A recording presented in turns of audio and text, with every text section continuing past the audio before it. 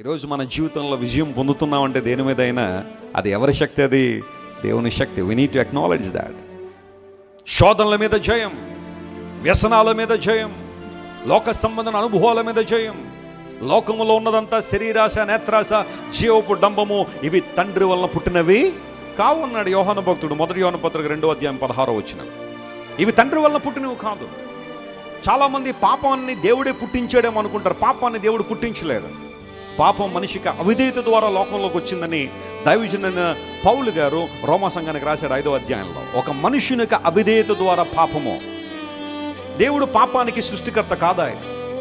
నువ్వు చెడిపోవాలని దేవుడు ఆశించలేదు, నువ్వు పడిపోవాలని దేవుడు ఆశించలేదు.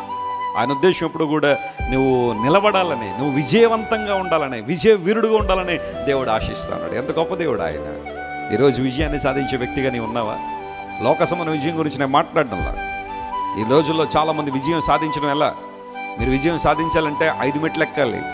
అయ్యో ఒకటి మర్చిపోయాను, 6వ మెట్టు కూడా ఉంది, 7 మెట్లు ఎక్కాలి, 10 మెట్లు ఎక్కాలి అని చెప్పి రకరకాల మెట్లు చాలామంది చెబుతున్నారు. కానీ దేవుని లేఖనం సెలవిస్తూ ఉంది ఒకే ఒక్క రహస్యం విజయానికి ఏంటో తెలుసా? మన ప్రభు అని యేసుక్రీస్తు ద్వారా విజయోత్సవంతో దేవుడు మనల్ని ఏం చేస్తున్నాడు చెప్పండి? ఊరేగిస్తున్నాడు. Victory through Jesus Christ. ఈరోజు ఏ బంధకంలో నీవు ఉన్నావు, ఏ విషయంలో బలహీనుడుగానే ఉన్నావు, కొండల మీద నువ్వు చాలా బలవంతుడుగానే ఉన్నావు, దేవుని మందిరానికి వచ్చినప్పుడు బాగానే ఉంటున్నావు, ప్రార్థన చేస్తున్నప్పుడు బలవంతుడుగానే కనబడుతున్నావు, వాక్యం విన్నంతసేపు నీలో ఒకలాంటి అనుభవం, ఎస్ దేవుని కోసం జీవించాలి, ఆయన కోసం బ్రతకాలన్న ఆ తపన నీలో ఇంటెన్సిఫై అవుతా ఉంది. కానీ ఎప్పుడైతే నువ్వు ఇది దాటి బయటకు వెళ్తున్నావు, దేవుని మందిరం దాటి బయటకు వెళ్తున్నావో, you might be a slave to something else.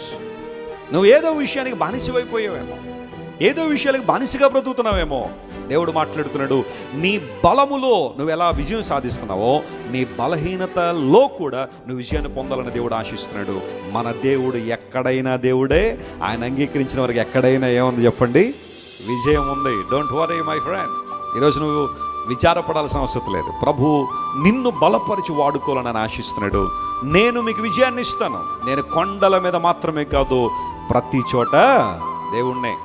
ఎవరైనా మీ దగ్గరికి వచ్చి యేసు ప్రభు భారతదేశంలో పవర్ఫుల్ కాదట కదండి, ఆ దేశంలోనే పవర్ఫుల్ కదా అంటే, ఈ మాట, ఈ రెఫరెన్స్ జ్ఞాపకం చేయండి. దేవుడు ప్రతి చోట శక్తి గలవాడు. ఆయన ఎక్కడైనా శక్తి ఉంది. ఆయన ప్రతి ఒక్కరి జీవితంలో మేలు చేసే దేవుడు. ఆయన దేవుడు స్వయంభవుడు గనుక, సమస్తాన్ని కలుగు చేసిన వాడు గనుక, ఆయన సమస్తము వ్యాపించుండు వాడు గనుక ఆయన ఎక్కడైనా ఉంటాడు. ఆయన దేవుని ఒకరు రిస్ట్రిక్ట్ చేయలేరు.